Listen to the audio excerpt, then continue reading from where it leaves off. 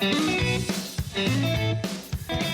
and welcome back to episode number 27 of the PIN Podcast. I'm your host, PinUp Miami, and here at the PIN Podcast, we talk about modern topics with a vintage flair.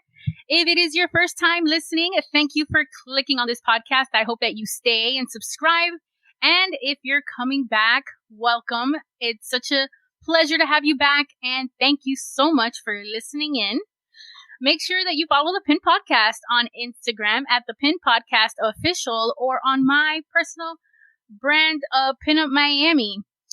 And if you have any questions, any issues, any topics you want to cover or want to be a guest on the podcast, please send me a text to 1-833-4A-PINUP and I will get right back to you. Now, today's episode is brought to us by Arteluna Miami. She does custom headpieces that are vintage inspired. Her Instagram is Arteluna Miami. She's an artist based in Miami. She does bright artwork, earrings, bangles, purses, all hand painted, and headpieces. Not the Mickey ears. My Mickey ears today is for the guest that we have today. But make sure to check out her Instagram at Arteluna Miami, and it'll be on the description down below. She even does handmade orders. Custom orders. For Halloween, she created a King Kong inspired Art Deco headpiece that I wore for one of my costumes, and it was amazing. And it even had little airplanes that flew around if you moved your head. So make sure to check her out. I have her link down below. And then today, our guest is very special and also a Disney fan. You can tell by her ears if you're listening to us on YouTube, watching us on YouTube. Her name is Nicky. You can find her on Instagram, Magic Paratus. How did you get that name? Oh. Well, when you decide to be a blogger and you're like, I need a name that will bring people here. So that was the magic part. Mm-hmm. And then I'm a huge Gilmore Girls fan. No, it's amazing. And you can start anytime now. It's on Netflix. And they have, so spoilers, there's a secret society and it's called, the secret society, I won't tell you the name. Okay. But they have a saying in that secret society, and it's in omnia paratus, which means, ready for anything. So paratus is a Latin word. And it means ready, always ready. So magic, always magic is what I want to say, kind of. But it's been difficult for some people because they know that I'm a Harry Potter fan. So sometimes they say apparatus, like a spell or something like that. And then, it got confusing. So I've been with it for 2 years now, and I don't feel that I should change it because it's part of my brand and my personality. But sometimes I'm like, I should have chosen something easier, So that's one of the tips that I always tell people when they ask me. When you have a name, it has to be simple. It has to be something that people will remember right away. So that's it.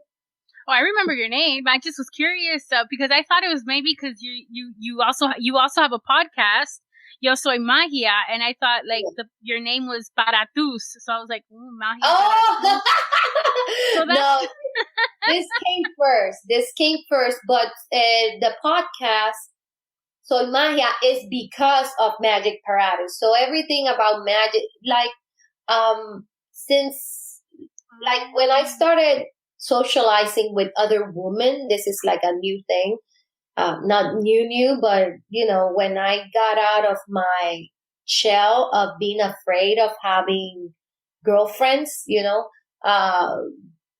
woman always said that I was magical. That was a thing that they would tell me, that I was so magical, and it was not to tell me that I was a freak.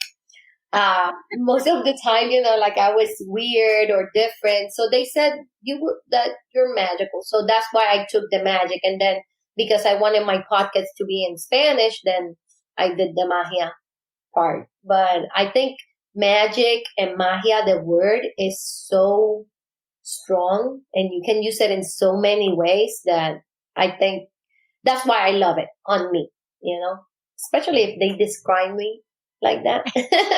Magical. Well, Disney is the most magical place, so magic and you, and that's, and I love it because you love Disney as well. Yes. Disney. So tell me about your experience being a girl boss. Tell me about your experience that you had when you had your business, when you felt like you were a girl boss and what it means to you.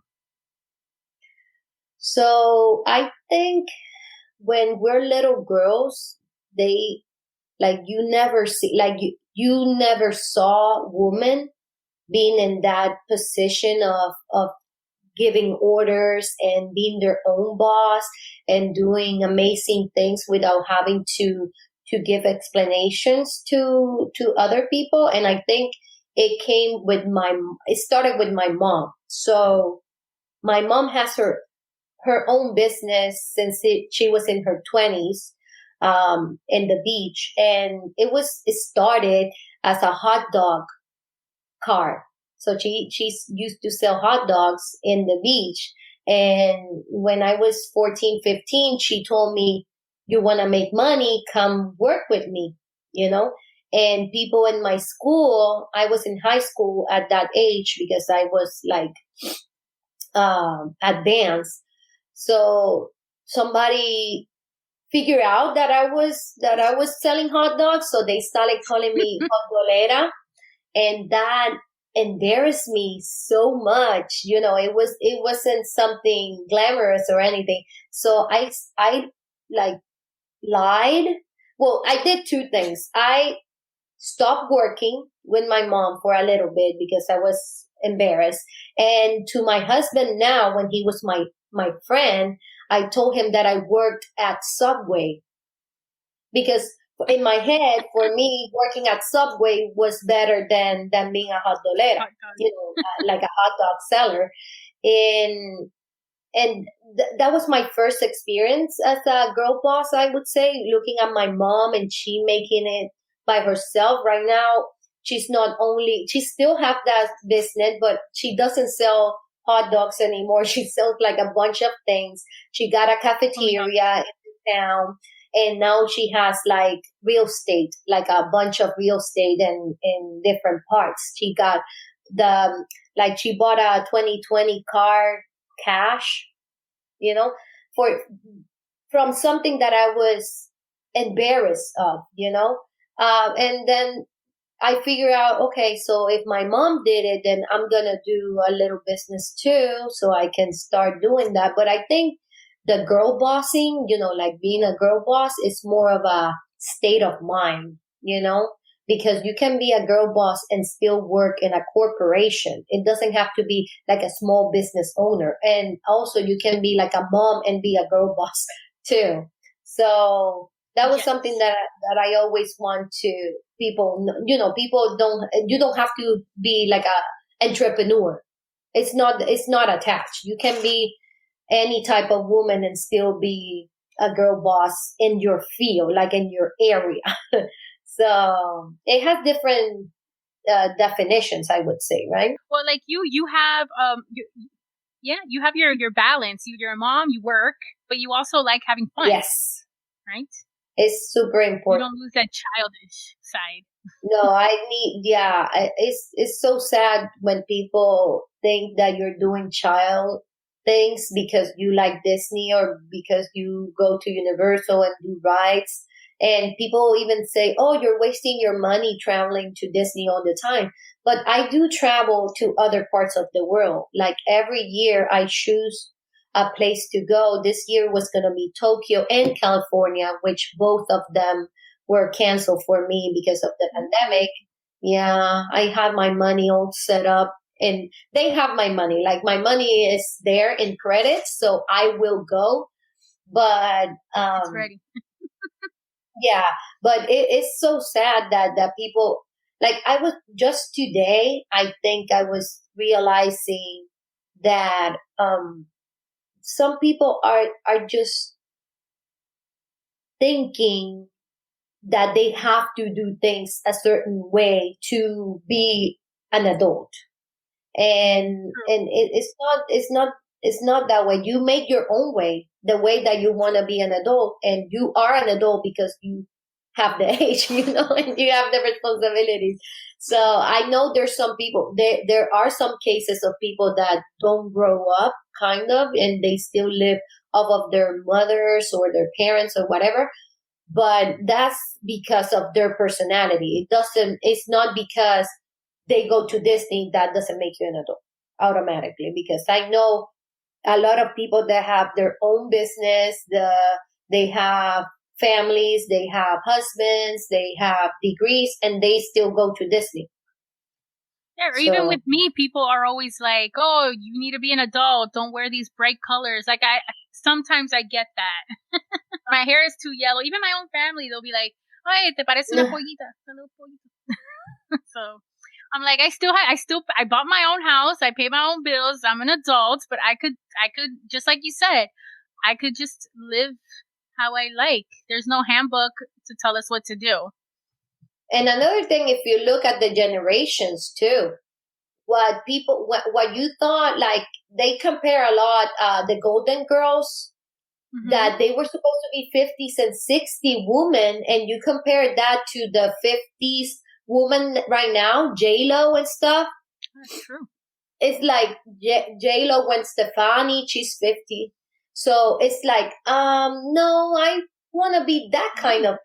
But people wanted you to, even us, when we look at our parents and they were 30 years old or whatever, we were like, oh, you're old, you cannot wear boots, you cannot do a short skirt. And that was generational, things that we thought we should do, but we don't have to. We can set whatever we want to dress as, whatever we want to do, and set your own standards for your life, I think. And you also did a derby. Yes. We still do it. The last time that I did it was in March this year. And it was the revival, because we did the revival, but then the pandemic happened like 2 weeks after. So we met up March 1st, before the pandemic, and we had a bunch of new girls that were gonna start doing it with us. But it's funny because the first time that I did it was 10 years ago, the first time. So we were celebrating our 10-year anniversary, and then the pandemic happened, so we cannot do that. But derby is another way to be a girl boss. Like, you feel so powerful, and that's when I learned to cohabitate with other women without being afraid or jealous, or it was like a thing that everybody was growing, and everybody wanted to grow like together. It wasn't like a thing that they weren't, sometimes women don't like other women to be prettier in a way, and that happens all the time. Like, you always want to be the prettiest of the group, or those are the things that the patriarchy told us, that you always have to be the prettiest of everyone in the group, and don't tell your girlfriends who you like. Don't bring your girlfriends to your house when your boyfriend is there or your husband is there, because they might take him away. And they put us against each other. So derby took that away. Derby, I had my poor husband. Sometimes I had like 25 girls in my house, in short shorts. When I say short shorts, it was like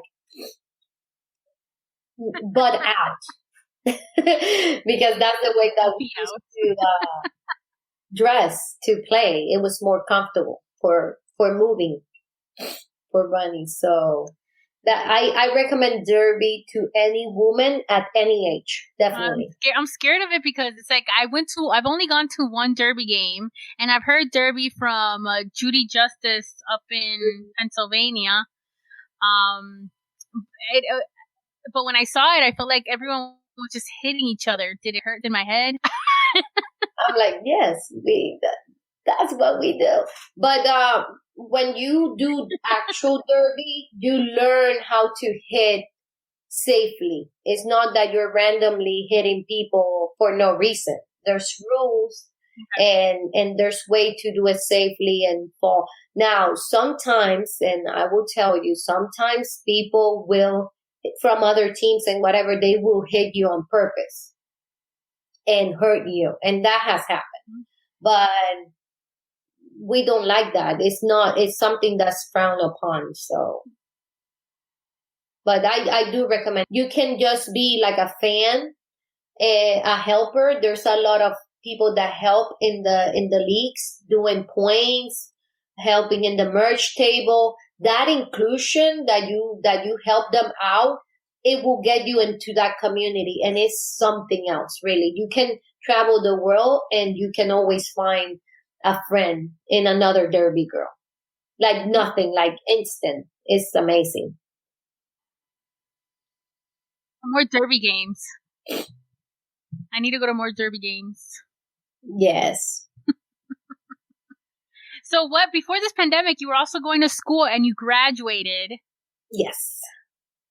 I graduated 2019, and I was supposed to start, like being an epidemiologist, which is weird because I'm not working as an epidemiologist, but what the world needs is more epidemiologists, which is people that will, help with this pandemic in communities and in the hospitals to teach people how to behave, actually.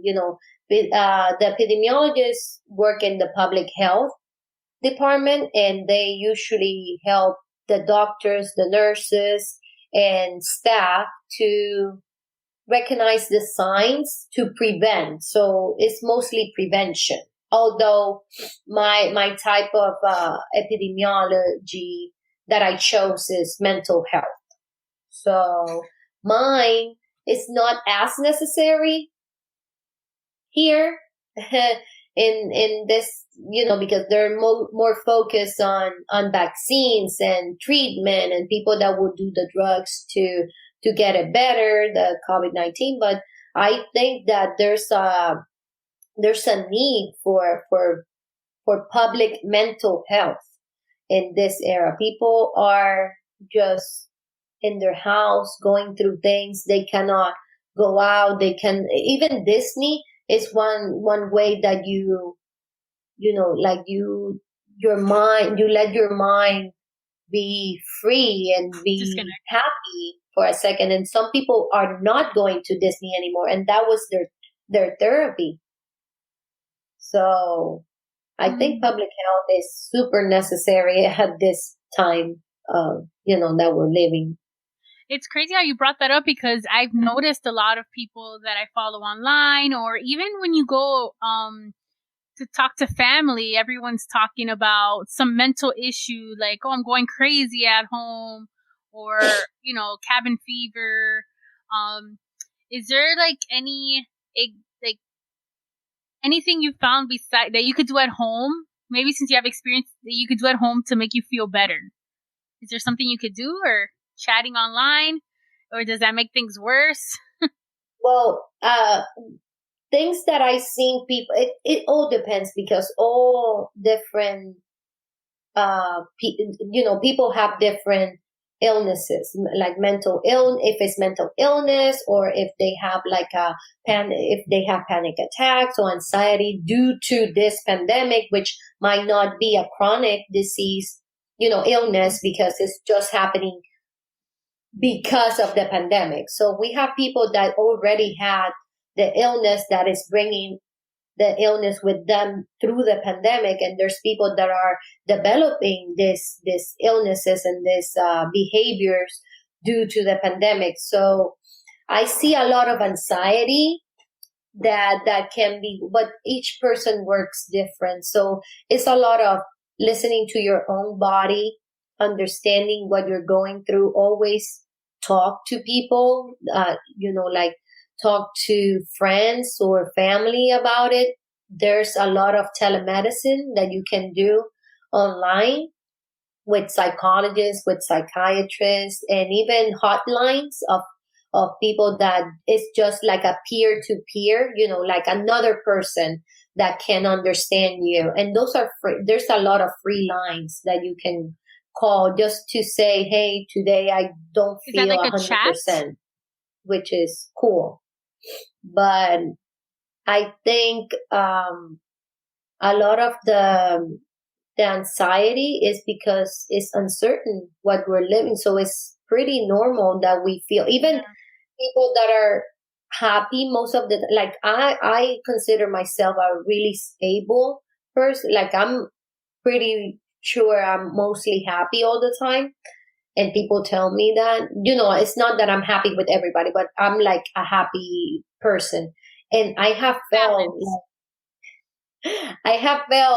depression, like I have felt down, like, oh, I don't feel good. And then that's why I started traveling again. In September 30th, I was like, I think I'm going to travel because I don't feel good here. And I'm going to do everything that I can to travel safety with my N95, with my face shield, my bottle of alcohol. And I traveled and I felt good. And I did my tests when I went and came back, and I'm still negative. I traveled 4 times this year, 3 times to Florida and one time to Boston. But I was like super, super, super safe. I think inside what I think, but it could happen to anyone, and it could happen in the supermarket too. So that's why everybody's like anxious because they don't know. And then another thing that you have to consider is that people are putting in doubt that it doesn't exist. So if people are telling you that this doesn't exist and you are doing all of this stuff to keep safe for something that doesn't exist, that will make you like mad at the world, like this doesn't even exist and they have me here in my house. I want to go out. I want to make money. And then financial problems too. That's why I say you have to check on all your friends, even the strong ones, even the rich ones, the ones that you think are rich and are good financially. You don't know what's going on now. So always it's like a rule. Check on your friends and your family. Check on the strong people. That's true. And people are being like, going back to what you said about people thinking that it's fake and not doing enough or not even the minimum. Like at my job, I work at a warehouse during the day, and the boss there, he didn't tell anybody that his daughter had COVID. I only overheard it in a conversation, and he got upset when I asked him to leave to go get tested because I told him you don't pay me enough to get health insurance, so I can't afford to get sick. And he just laughed it off, saying, "Oh, Jennifer, you're just so worried. This is fake." And then even today, for example, I got in an argument because I told him, "Can you please put on your mask? I have mine on the whole time, but I'd like for you to put it on because I don't feel comfortable that you still have dinner with your daughter that has COVID." And he just laughs it off. And for me, I get anxiety at work because I don't feel comfortable working there. So then my job gets a little hectic. So I could see how that could affect if you're like going out a lot. That's why I don't go out a lot. So I live in a like a close community, and they think this is like a bubble. They actually think they live in a bubble and nothing happens in here. So they are living their life as nothing is happening outside. What I can tell you is they mostly stay inside here, so they don't go out that much. It's a military community. But I forgot to say that you're in Puerto Rico. Yes, from everyone. yeah. I live in Aguadilla. Oh my God, I already said that I live in military. So people, you're doing it wrong. Sorry, I don't care. Anyways, yeah, I live in a secluded area. So there's not much people here. There's not much metropolitan stuff. So it's like a rural area. But anyways, these people are like crazy. They do whatever they want. They're together. They don't use masks. They go to the pool. They go to the gym. They go, like, they live their life as whatever. They're doing parties and everything. And I'm scared because I'm always I'm in my house most of the time, or I go to my family's house. But my son, he's 14. He likes to be in the community, like with his friends. And the problem with this disease is that whatever your friend is doing is something that could happen to you. So like you said with your boss, if his daughter, even though she's not in the warehouse, had COVID, it's like she's in the warehouse because you don't know if he's carrying it. So that's the same with my son. I always tell him, you don't know if you're going to bring that in the house because of your friend having a mom or a dad or another friend that has it. So I did a test for my son a couple weeks ago, and he came negative for both the illness, like the virus and the antibodies. And the antibodies, none of us have it. But then you have to do it again. The problem is we don't have enough testing. Like, it's super difficult to get it. If you don't have a good healthcare plan, you have to pay. So, and then you can do it today and then have it tomorrow. So I was lucky. It was free. At least in my county, it's free. So I'm able to go whenever I want. I just need to make an appointment. That's amazing. Yeah. And I know CVS, the pharmacy, sorry, not sponsor. And and Rite Aid, sorry, not sponsor. They have it for free. And if you don't have a healthcare plan, then they will charge the state. Oh, okay. So yeah, that's good to know. And you need an appointment too. So you have to do it like a week or more in advance because it gets full. But that's what I was doing when I went to Florida. I will do mine here and then the other one in the pharmacy. To go back to I'm gonna say this wrong, epidemiologist. Yeah.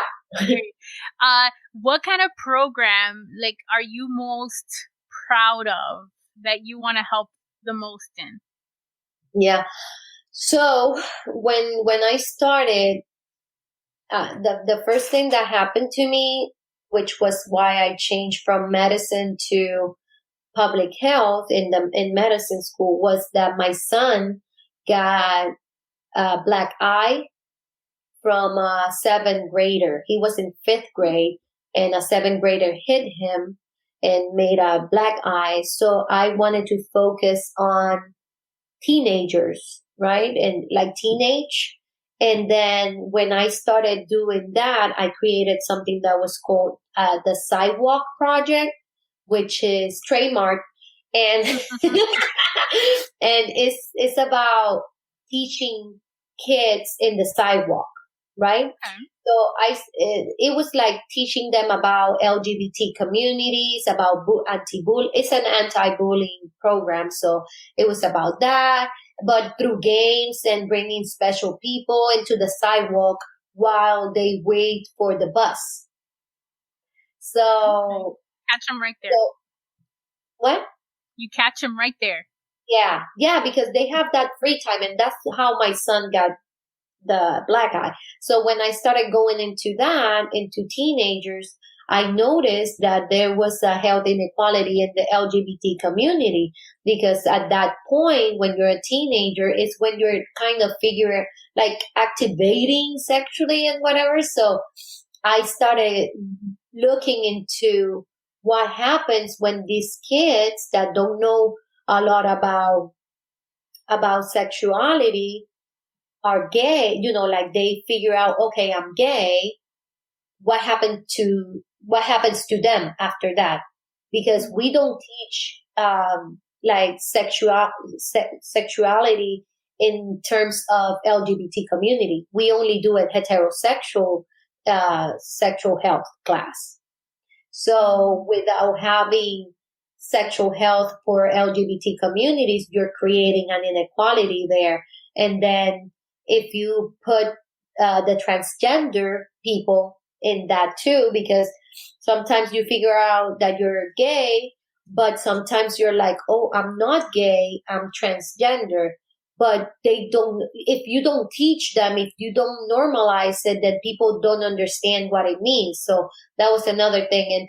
And so the field that I like the most is LGBT community and teenage years, because there's so much inequality there that we need to work on. And for the post, when the post shooting happened, I was called in. I lived in Tampa, so I was called in to do a grief counseling. So that was for families that lost people in post, and obviously most of them were gay or gay parents, gay friends that were there. But I noticed that people were there, but they didn't really know that their kids were gay, or they haven't seen their kids for 10 years because they throw them out. But then they went there, to the grief counseling because they did lose a kid, even though they didn't reconnect or they didn't have the chance to reconnect. So that's another program that I started working on, and that's hopefully the one that I'm gonna bring live once I'm outside, which is helping people, families reconnect after they disconnect due to mostly the parents throwing out their teenage kids, so it's like really special to me to help on that, because you wouldn't know that it happens, and it's a grieving process for both the kid and the parent.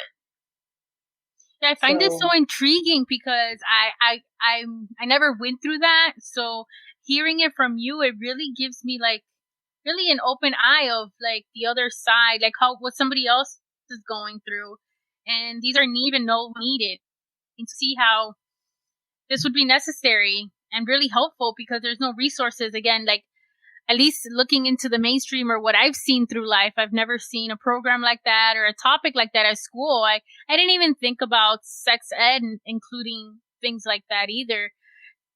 And you're right, it has to do all about education, because if not, it's for like me, like I never say that I know everything. Look, I learned something new about every guest I have, and something new about life. And just listening to this, it really makes me think about the up on your friends, because you never know what they're going through. Just like you're going to check up on these kids to like, because you don't know what they're going through, especially the shooting. I didn't even think about, what if they never even came out to their parents and then they find out about that.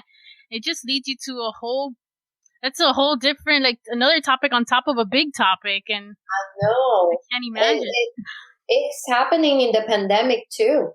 When you are inside quarantine with these people that they're your parents and whatever, but you are not 100% with them.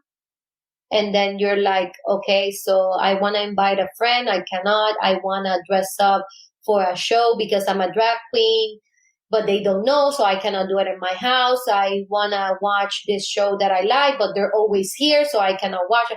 So there's a lot of people that are in the closet, but really, really, really in the closet now because they cannot go out. So they kind of have two choices: live like a half life during quarantine and not show that part, or come out during quarantine. So I have seen a lot of TikToks, and I know you're a fan because you're an awesome TikToker. And I've seen a lot of people coming out during the quarantine too, but it's something. If we have awareness, like straight people like us, and you become allies, but also educate yourself, what's going to happen, that when you get that cousin or a kid, if you like, for example, I don't know, my kid might be gay, or I get another kid and it's gay. If you already had the education when you were a teenager, as an adult, you won't find it that weird. You don't find it difficult. You don't find it different because you already have the education. It's not strange. It's normal. And if we create that normalcy, that's the health equality that we need. It's not only in health. I talk about health because that's the part that I think is important, but it comes to a lot. It's about the law, the way that if you're gay, you don't get to share the marriage sometimes, and then the health plan, if both of you work and one of you doesn't have a health plan because you're gay, you cannot have the health plan. I graduated from a university that gave me a discount because my husband was in the military, but it was because I was a woman. If I was a man, even though I was married to a military person, they won't give me the discount. Oh, wow. Because they have the family values clause, and they don't want to give the discount to gay couples. Actually, I don't think you can go to that school if you're gay, but we're not talking about that. And my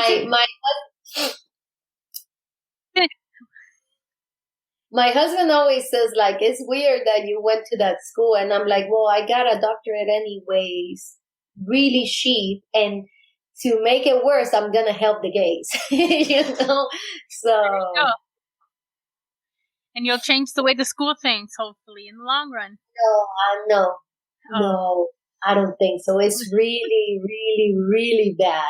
It's really bad. But the degree is the degree. I got it for cheap, and I'm going to do with that whatever I want anyway. So the only problem that I see is in the future, if I want to go with a nonprofit corporation and then they see my degree being from that particular university, they might be like, how do we trust you when they don't want us? But then I will be like, I'm a ninja. Yeah. Ninja. You've proven by all your experience in helping people in the community. Because not only do you help people with these programs that you're planning, but you also help people through your Instagram. You have you're a ninja on your Instagram. Yes, that too. Cha, cha, cha, cha, cha. Yeah, you put positivity and notes. Like, your stories are always very positive, and I love the detail in them. I hope that I do bring positivity, but not toxic positivity. Like right now, I'm going through my dog. We had to put him down. It's super sad. It was just today. And I had to share one of my stories today. And what I said was, I'm super sad. I cried. I have cried a bunch of times, but my dog only brought me happiness. So that's what I want to commemorate with him or about him. So today I'm going to show you something that is happy, even though I'm sad. It doesn't take away the sad. And that's one of the things. You cannot be like toxic positive, like you have to have a balance. Sometimes you will be sad. Bad things happen to you. We are not perfect, but we can always look at the good side of life because we have a lot of things to be grateful compared to other people. So I'm glad, like I said, I lost him today, but I had him for 16 years, 16 amazing years. So why would I be sad about that? That's a great way of looking at it. So I still share my stuff today. Well, I have a couple of questions from the listeners. They sent it to me on Instagram. Are you ready? No. Oh. They'll be fun and simple. What is your favorite Disney park? Okay. I feel like I answered this before. My favorite Disney park for decorations is Magic Kingdom, and also because of the parties. I love the parties, like the Halloween party and the Christmas party. And I have never gone to the Villains party, but I want to go. So I would say Magic Kingdom and decorations. But I like all the parks. Like, I like Animal Kingdom to eat. I like Epcot to get drunk. Can I say that? And what's the other park? Oh my God, maybe I don't like that park. Oh, Hollywood Studios. Actually, I that's the least, not least favorite, but the least that I go, the one that I go the least, I would say. I don't Hollywood like all the changes because Hollywood Studios is so random now. You got Star Wars, where you either go there for Star Wars, Toy Story, and then you got Hollywood, but then it has Aerosmith. I don't know. It's super, yeah. It's all random. And it happened with Dapper Day this year. Like, you wouldn't see people, because if they went that way, you went the other way, gone. Because by the time that they go the other, you don't see them. It's not an easy part. And I wanted to see the snowman that they have by the store. I've seen him once, and I've been to that park like 100 times. I only seen him once because I can't find him. I never seen. You see? There's a snowman. You don't know about the snowman? No. Now you have for next time. Yeah, there's a snowman. It's super cute. Keep an eye out. It's by the Christmas store. I never been there during Christmas. No, it's a Christmas store the whole year. Oh. And there's a snowman the whole year. I gotta see them. I'm gonna look it up online. What is your favorite Dapper Day experience? What is your favorite Dapper Day experience? Being with my friends, I think. Dressing up, of course, because you like figure it out from months, and you're like, oh, I find this. I'm gonna find. Like, you get super excited. Or making stuff, or ordering on Amazon 2 days the day before because you need something. And hoping so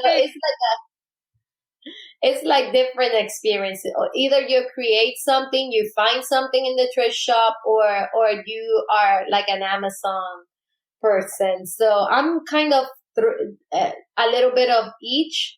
So I like the part that when I'm making stuff and creating the outfit, but seeing my friends and hanging out with people that you know that you're gonna find. So we missed you this year a lot. But I love your outfit. Your green one. Oh my God, I know. I think you said you thrifted it. Yes, $10. It was gorgeous. And they didn't even know what they had. Ooh. I was like, "Ooh, this is for me." That's always good when you find something cheap. I know.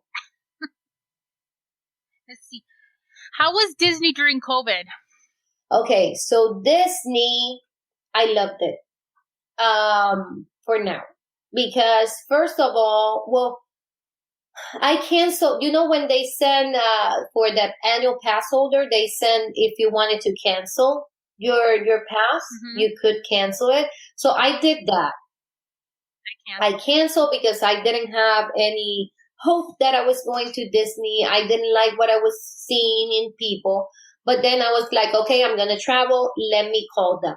So I called them and they allowed me to renew my pass, which was amazing. They're not selling any annual pass right now. And the days that I went a Friday to Magic Kingdom. It was good. I had fun. I ate. I sat down. You take amazing castle photos because they don't let you take your mask off. So people are they're not standing there as much. And there was no crowd the day that I went, and it was a Friday. But the things that I loved the most were the rides, especially the shows that you sit down. I went to Animal Kingdom. I sat down in Stuff to Be a Bug. I had like protection here, protection here. Check. Nobody touched me. No, like I couldn't, nobody sat by me. If it were a party of one, you will get the whole cocoon for you. So that was like a dream come true. And I hope they keep that forever, because they were not limiting the seats. It was just that you you were like in a fiberglass everywhere. So I think they should keep that, and people don't have to like touch each other, and it's clear it doesn't do anything. And but everything else was good. Now, if you see the crowds, because I went in for Dapper Day the next day, it was a lot. Like, people are starting to come in, and for the photos that I see, from the photos that I seen, it's getting crowded, and people, mostly tourists, and they don't care. They touch you, they shove you, so it's like you have to be careful. I don't know what's gonna happen next year now, because they think because time is passing, it's okay, everything is good, but that's not the point. So yeah, I see the pictures and I see a lot of people, and I've always even before it was funny how people brought babies that couldn't even hold their heads up. Like, you know, relax. You ever seen and you're in line and you see the parents that have the baby and they're so little? Well, I didn't see a lot of babies. I saw a couple, but not a lot of. Actually, I didn't see a lot of kids that much. So I always find it weird when people bring their newborns to Disney. I don't know if it's just me, but I find it weird. Well, I took my son out when he was 2 weeks to Target. That was the first time because I needed to go out. And then but not to Disney, but to the supermarket and stuff. But sometimes I'm like, why are you outside with this kid and it's hot? He will die. Or I'm thinking you don't know who everyone else has something like this. You know, they're all from all over the world because Disney brings everyone from. Let's see. So, the next question I have for you is, how do you curate your content on Instagram? Like, what inspires you? Do you have anything that you look at or something that inspires you with your? So for me right now, I think I found my niche, I would say, because before I wanted to be like a Disney girl, and I don't think I'm a Disney girl now. You know, like I was trying to figure out who I was as a blogger and as a Instagrammer or whatever. And I think my brand is spooky stuff, like cute spooky. I will call myself quirky spooky. So I think I like Halloween a lot, as you can see. And yeah, I wear like, oh yeah. So I'm a goth, I would say, even though I look happy and pink. You know, like, but I'm still like the music that I listen and the way that I feel, I would say. So I think that's what I'm going for right now. I'm just going with Disney vibes and Halloween vibes and mental health. Like I said, I always put a little bit of mental health in it and letting people know what's going on in the day. So that's what I'm doing. Like, if you see my page, you will see like post, and then you will see like quotes about, like, little quotes that will make you think. And if you look at the caption, you will see a little more on that. But right now I have one that is super famous, kind of, because I have like thousands of shares on that one. And it says, if you feel something, you know, if you feel the words as an attack, you should check your privilege. You know, if the truth feels like an attack, you should check your privilege. And it's one of the most famous quotes that I have in my page right now, but it's superficial if you think about it. But then superficial is, it's the truth. But when you really, really think about it, there's so many things that and this is not only white people, which goes a lot with white privilege, but also talks about us as straight people, the privilege that we have over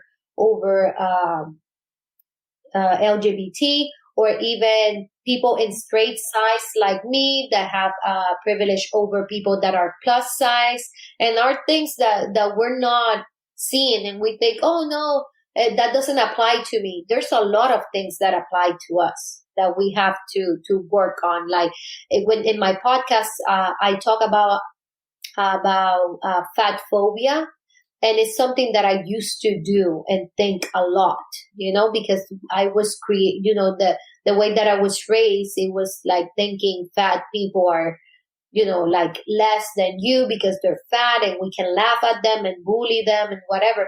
And because I have this, like unlearn a lot of behaviors. Now, I think, I feel more comfortable helping that community and trying to destroy fat phobia first inside me, and then in others too, even though I'm not from that community. And that's what we need to do, like take all the causes and help everybody. Yeah, that's true. I was always born fat, and for me, I never had fat phobia because I was fat, but my parents, I felt like, had fat phobia, even though I've always been big. So it's always been like a mental struggle in my head, trying to feel like I'm enough if my parents don't even think I'm enough because I'm fat. So that's what I try to do when I do my events, and I always empower women. So because even your own family, at least in my case, ones that would treat me that way, if that makes sense. Yeah, but what you said at the beginning, that you didn't have fat phobia because you were fat, that's not always the case. There's a lot of people that are fat that still have fat phobia, because the world teach you that you're wrong, like something is wrong with you, Fat equals sloppy. So it's like the worthiness of the person is equals to whatever the society wants to think. So that's another topic right there that I will talk a lot. And my friend, like my co-host in my podcast, we talk a lot about that, because she is a fat woman, and she's like an super, super advocate on that. And I love that we're together in that podcast, because we're so different in everything, and we fight a lot about our ideals. But I know she learns from me, and I learn a lot from her too. And being exposed, that awareness makes you a better person. I think so. All right. So I'm going to make sure everyone follow her podcast, Yo Soy Magia. You're on all podcasting platforms. And your Instagram is Magic Paratus. I always want to say Paratus, but Magic Paratus. As long as you understand. Paratus. You guys know. I'll also put it in the description down below. And Nicky, do you have any questions for me? I do. Yes, it's my moment now.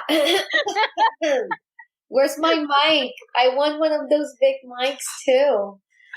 Okay, I'm gonna do it. So I was wondering, because I'm a podcast listener. I'm a podcaster, but I'm a podcast listener. You were one of my top podcasts this year. You know that because I tagged you.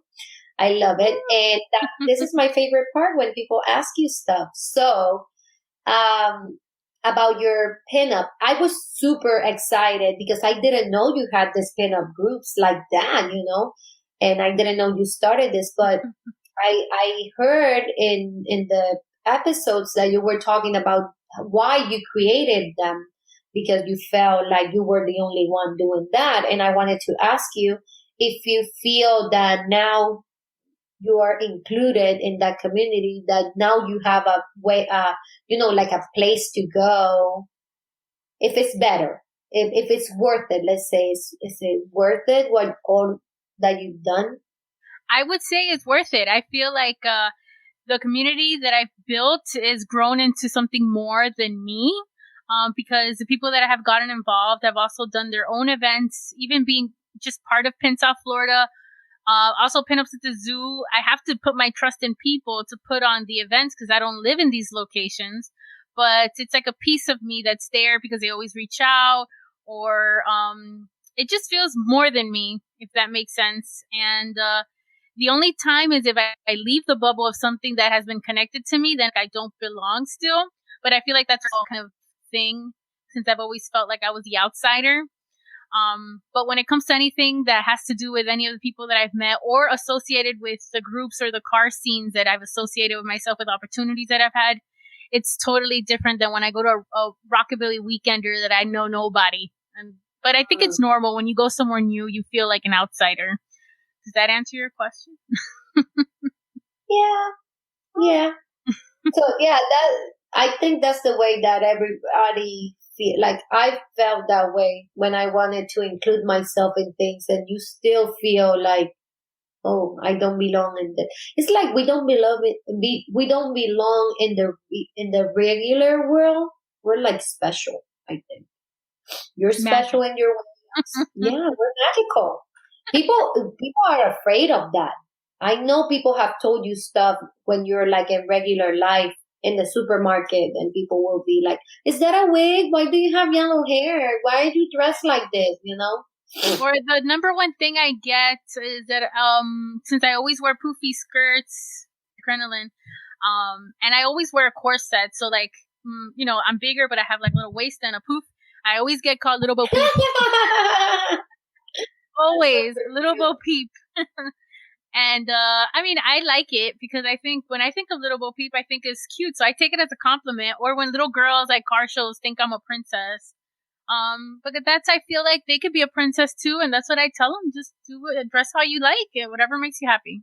Yeah. Sometimes it's sad though. People would call me Minnie Mouse and stuff, and it's like, yeah, but it's not that I use the ears outside, because I never use my ears in regular life. But people are like, oh, Minnie or Disney or whatever. I'm like, I feel sometimes that it's like not a compliment, like an insult. Like trying to there are some people the way that they you say out it to separate you. I'm like, yeah, or I see what you mean, because there are some compliments that they sound like compliments, but they really mean it in a negative way. Yeah.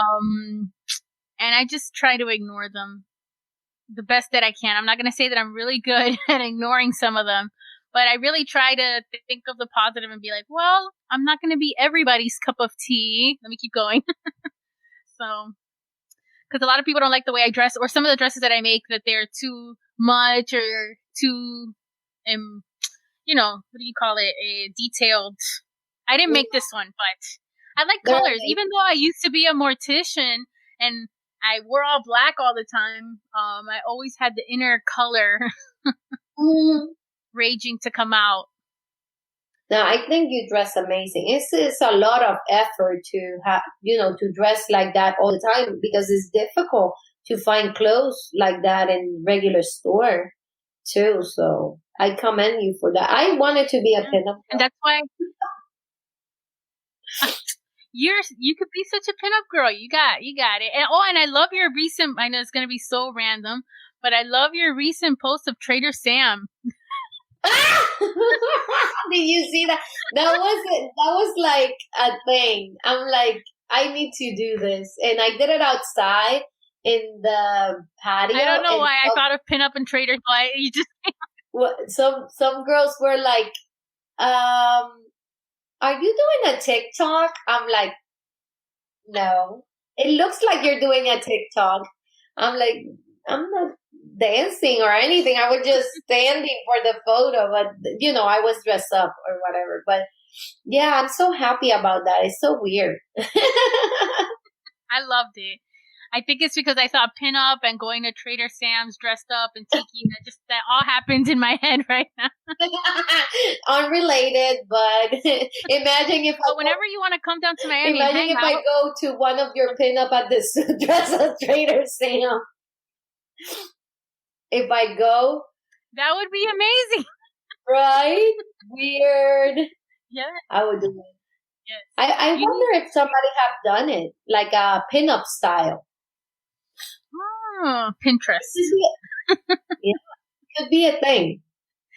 Well, thank you, Nicky, so much. It means so much. It's such an honor to have you on this show. I know this is the second recording we've had. I wasn't going to say it. But I appreciate it. And I really loved it. I learned a lot in this episode.